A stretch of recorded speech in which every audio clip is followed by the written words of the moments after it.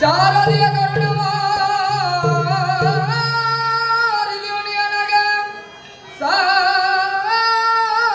ವಚನಗಳ ಕೊಟ್ಟು ಸಲವು ಎನ್ನ ತಾಯಿ ಚಂದ್ರಕರಣ ಪೋಲ್ವ ಚಲ್ವ ಬೆಳಮಗದಾಂಬೆ ನೇಸ್ಮರಣಗೊಂಬೆ ಅಜಭವ ಮಹೇಂದ್ರಾದಿಗಳ ಪೂಜೆಗಳಿವೆ ನಾನು ನಿನ್ನ ಕಂದ ಎನ್ನ ಮತ್ತಿಗೆ ಸಾಕಾರಿಯಾಗುರಂಬೆ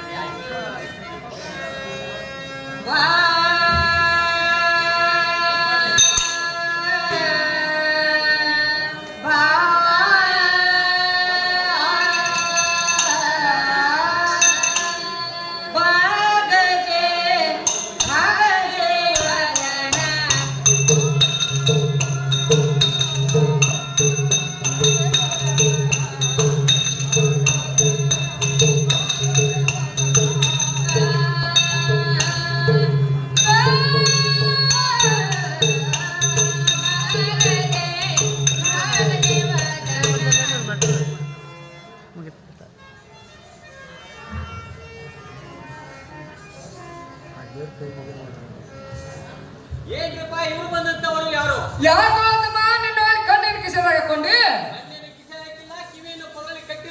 ಕಂದಾಗ ನೋಡಿದ್ರೆ ಗೊತ್ತಾಗ್ತದೆ.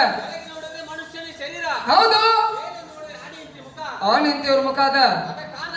ಈಗ ನಿನಗೆ ಸಮಸ್ಯೆ ಬಂದದೆ.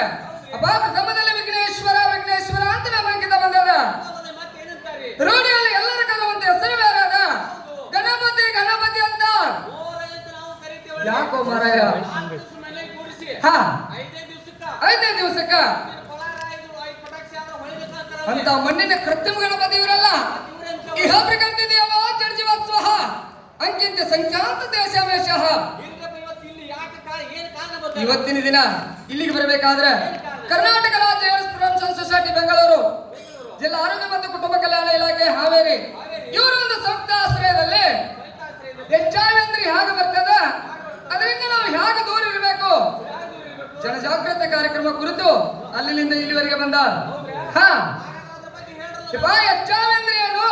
ಅದೊಂದು ಸೋಂಕು ಅಥವಾ ವೈರಾಣು. ಅದು ಮಾನವನ ದೇಹದೊಳಗೆ ಹೇಗೆ ಹೋಗ್ತದೆ ಅಂದ್ರೆ ಒಬ್ಬರಿಂದ ಇನ್ನೊಬ್ಬರಿಗೆ, ಅಂದ್ರೆ ಒಬ್ಬ ಮಹಿಳೆಯರಿರ್ಬೋದು ಅಥವಾ ಪುರುಷರಿರ್ಬೋದು, ಅನೇಕ ನಮೂನೆ. ಯಾಕಂದ್ರೆ ಒಬ್ಬರಿಂದ ಇನ್ನೊಬ್ಬರಿಗೆ ನಾಲ್ಕಾರು ಮಂದಿ ಕೂಡ ಅಸುರಕ್ಷಿತ ಲೈಂಗಿಕ ಸಂಪರ್ಕ ಮಾಡಿದ್ದಾದ್ರೆ ಒಬ್ಬರಿಂದ ಇನ್ನೊಬ್ಬರಿಗೆ ಬರ್ತದೆ. ಹೇಳಲ್ಲ ಯಾಕ ಹಾಗೇನಲ್ಲ ಬರುದು ನೋಡು, ಬರುದು ನಾಲ್ಕೇ ನಾಲ್ಕು ವಿಧಾನದಿಂದ. ಒಂದು ಅಸುರಕ್ಷಿತ ಲೈಂಗಿಕ ಸಂಪರ್ಕ ಮಾಡೋದ್ರಿಂದ, ಇನ್ನೊಂದು ಸೂಜಿ ಸಿರಂಜಿಂದ, ಇನ್ನು ಮೂರನೇದು ರಕ್ತದಿಂದ ರಕ್ತಕ್ಕೆ ಬರ್ತದೆ, ನಾಲ್ಕನೇದು ಸೋಂಕಿತಂತ ಹೆಣ್ಣು ಮಗಳು ಗರ್ಭಿಣಿ ಆದಳಂದ್ರೆ ಅಂತ ಮಗುವಿಗೆ ಬರ್ತದ. ಇವು ಬರುವ ವಿಧಾನಗಳ. ಇನ್ನು ಇವ್ರು ಹೋಗ್ತಾ ಇದ್ದಾರ, ಇನ್ನು ತಡೆಗಟ್ಟು ವಿಧಾನಗಳನ್ನ ಮುಂದಿನ ಕೊರೋನಾ ವಿಸ್ತಾರದಾಗ ಹೇಳ್ತಾರ.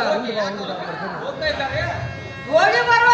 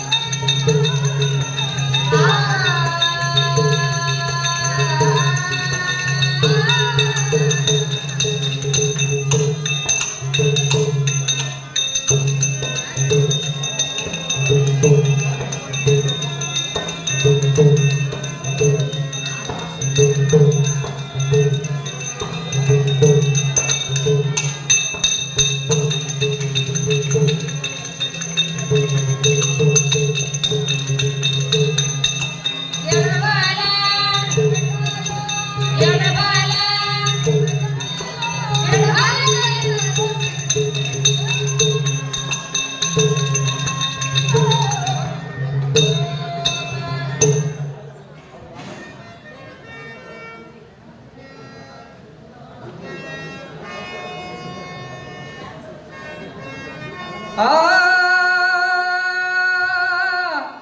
ರಾಜ್ಯ ಸರ್ಕಾರ ಸಂದೇಶ ಕೇಳಣ್ಣ, ಏ ಅಣ್ಣ ಇದರ ಪ್ರಚಾರದ ಮಹಿಮೆ ತಿಳಿಯಣ್ಣ.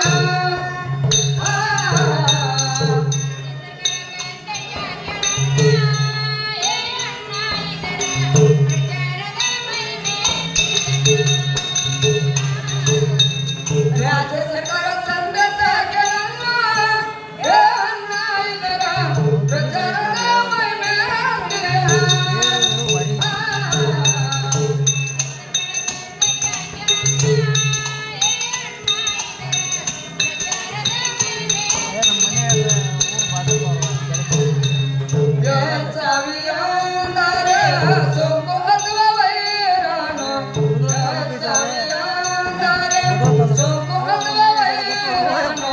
ಯಾವ ಪುರುಷ ಮಹಿಳೆಯರಲ್ಲಿ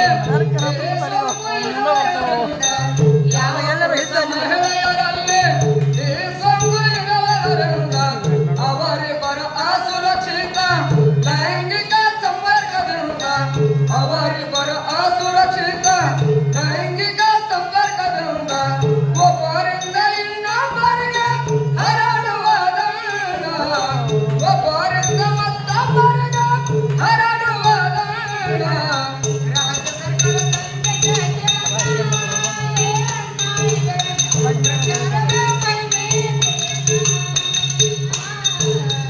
ಪುರುಷರಲ್ಲೇ ಮಹಿಳೆಯರಲ್ಲೇ ಮನಸ್ಸಿನ ಸಂಶಯದಲ್ಲಿ ಪುರುಷರಲ್ಲೇ ಮಹಿಳೆಯರಲ್ಲೇ ಮನಸ್ಸಿನ ಸಂಶಯದಲ್ಲಿ ಪ್ರಾಥಮಿಕ ಆರೋಗ್ಯ ಕೇಂದ್ರಕ್ಕೆ ಭೇಟಿಯಾಗಬೇಕನ್ನ ಪ್ರಾಥಮಿಕ ಆರೋಗ್ಯ ಕೇಂದ್ರಕ್ಕೆ ಭೇಟಿಯಾಗಬೇಕನ್ನ ತಕ್ಷಣ ವೈದ್ಯರು ನಮ್ಮ ರಕ್ತ ಪರೀಕ್ಷೆ ಮಾಡುವರನ್ನ ತಕ್ಷಣ ವೈದ್ಯರು ನಮ್ಮ ರಕ್ತ ಪರೀಕ್ಷೆ ಮಾಡುವರನ್ನ ಹೆಚ್ಚಾಗಿ ಸೋಂಕಿದ್ದರೆ ಉಚಿತ ಔಷಧ ನೀಡುವರನ್ನ ಹೆಚ್ಚಾಗಿ ಸೋಂಕಿದ್ದರೆ ಉಚಿತ ಔಷಧ ನೀಡುವರನ್ನ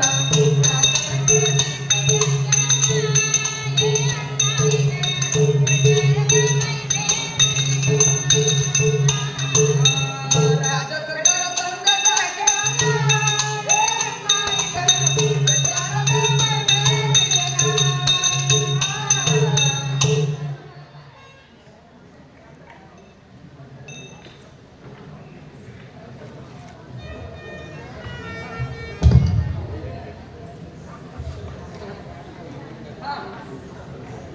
ದೂತೆ ಹೋರಿ. ಏನ್ ಹೇಳ್ರಿ? ಇವಾ ಇದು ಯಾವ ವಿಧಾನದಿಂದ ಬರ್ತದೆ? ಬರುವಂತ ನಾಲ್ಕೇ ನಾಲ್ಕು ವಿಧಾನಗಳನ್ನು ಹೇಳಿದ್ವು. ಅದ್ ಹೌದ್ರಿ. ಹೌದ್ರಿ. ಹೆಂಗ್ರಿ ಅದು? ಇನ್ನು ತಡೆಗಟ್ಟು ವಿಧಾನಗಳು ಯಾವ್ಯಾವು? ತಡೆಗಟ್ಟಬೇಕಾದ್ರೆ ಏನ್ ಮಾಡ್ಬೇಕ್ರಿ? ಅಸುರಕ್ಷಿತ ಲೈಂಗಿಕ ಸಂಪರ್ಕ ಮಾಡೋದ್ರಿಂದ ಅಂದ್ರೆ? HIV ಸೋಂಕು ಒಬ್ಬರಿಂದ ಮತ್ತೊಬ್ಬರಿಗೆ ಬರ್ತದಂತ ಪದ ಹಾಡಿದ್ರಿ. ಹೌದ್ರಿ. ಆದ್ರೆ ನಾವು ತಡೆಗಟ್ಟಬೇಕಾದ್ರೆ ನಾವು ಹೇಗಿರ್ಬೇಕು? ಹೇಗಿರ್ಬೇಕ್ರಿ? ಮದುವೆ ಆಗೋಕ್ಕಿಂತ ಪೂರ್ವದಲ್ಲಿ ಪೂರ್ವದಲ್ಲಿ ಏಕ ಬಾಲ ಬ್ರಹ್ಮಚಾರಿ ವ್ರತವನ್ನೇ ಪಾಲನೆ ಮಾಡಬೇಕು. ಹೌದನ್ರಿ? ಮದುವೆ ಆದ ಮೇಲೆ ಹೇಗಿರ್ಬೇಕು? ಹೇಗಿರ್ಬೇಕು? ಏಕಪತ್ನಿ ವ್ರತದಿಂದ ನಾವು ಇದ್ದಿದ್ದಾದ್ರೆ ಇದ್ದಿದ್ದಾದ್ರೆ ನಮಗೆ ಯಾವ ಸೋಂಕುನು ಬರುವುದಿಲ್ಲ, ಬರುವಂತೆ ಇಲ್ಲ. ಅದರಿಂದ ಭಯ ಪಡುವಂತದ್ದು ಏನಿಲ್ಲ. ಇದ್ರು ಅಂಚು ಕಾರಣ ಇಲ್ರಿ. ಹೌದು. ಮತ್ತೆ ಇದು ಅದಕ್ಕೆ ಎರಡನೇ ವಿಧಾನ ಆದ್ರೆ ಸೂಜಿ ಸಿರಂಜಿನ್ ಅಂತ ಹೇಳಿದ್ರಿ. ಅಂದ್ರೆ ನಿಮ್ಮ ಮಾತಿಗೆ ಸೂಜಿ ಮಾಡಿಸ್ಕೊಳಂಗಿಲ್ಲ ಬಿಡ್ರಿ. ಮಾಡಿಸ್ಕೋರು ಬೇಡ ಅಂದಿಲ್ಲ. ಆದ್ರೆ ಆದ್ರೆ ಈಗ ಪ್ರತಿಯೊಂದು ಆಸ್ಪತ್ರೆ ಒಳಗೆ ಹೋದ್ರು ಹೋಗ್ಬೇಕಾದ್ರೆ ಸೂಜಿನ ಯೂಸ್ ಮಾಡ್ತಾರೆ. ಮಾಡ್ತಾ ಇದ್ದಾರೆ. ಅದರಿಂದ ಭಯ ಪಡುವಂತದ್ದು ಏನಿಲ್ಲ. ಹೌದೌದು. ಯಾಕಂದ್ರ ಇವತ್ತು ಯುವಕರಾಗಿರ್ಬೋದು ಆಗಿರ್ಬೋದು. ಆಗಿರ್ಬೋದು. ಹಾ, ಹಾ. ಯಾಕಂದ್ರೆ ಒಂದು ಸೂಜಿ ಇಟ್ಟುಕೊಂಡು ಹಾ. 12 ಮಂದಿ ಇದ್ರು. ಅವಾಗಿತ್ರಿ 10-15 ವರ್ಷದ ಹಿಂದಿತ್ರಿ. ಅವಾಗಿತ್ತು. ಹಾ. ಈಗ ಅವೇನು ಇಲ್ಲ. ಇಲ್ರಿ. ಅದರಿಂದ ಭಯ ಪಡುವಂತದ್ದು ಏನಿಲ್ಲ. ಹೌದು. ಇನ್ನು ಮೂರನೇ ವಿಧಾನ ಅದ್ ಯಾವ್ದ್ರಿ? ರಕ್ತದಿಂದ ರಕ್ತಕ್ಕೆ ಬರ್ತದೆ ಅಂತ ಹೇಳ್ತಾರೆ. ಹೆಂಗ್ರಿ ಅದು?